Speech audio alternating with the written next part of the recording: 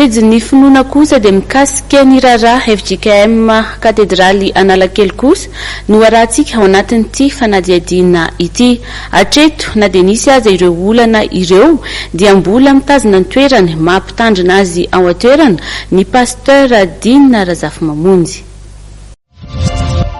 Mbola mitazona ny toerana aloha hatreto ny mpitandrina Dina Razafimamonjy ao amin'ny FJKM katedraly Analakely. Mandra-pahita vahaolana avy amin'ny FJKM Foibe.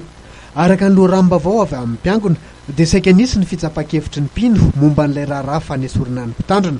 Tsy tanteraka nefa izany satria efa noraisiny FJKM Foibe an-tanana ny raharaha. Nahato araka izany ity raharaha fanesorana ny pasteur Dina Razafimamonjy ity mandra-pivoaka ny fanapahakevitry ny FJKM Foibe. Nilaza tokoa ireo tompon'andraikitra ao toerana fa ny lahara-pameana aloha amin'izao fotoana izao ho an'ny FJKM Foibe dia ny fankalazana ny 20 taona nisian'ny FJKM sy ny 200 taona nisy nahatongavan'ny misiona LMS teto Madagasikara. Fankalazana izay totosaina miaraka amin'ireo synoda-paritra ny Tomasina manomboka ny Alahady 12 ka hatramin'ny 17 Aogositra izao. Noho izany dia mbola mitondra ny fotoam-pivavahana isaky ny Alahady aloha ny pasteur Dina Razafimamonjy mandra-panapaky ny FJKM Foibe.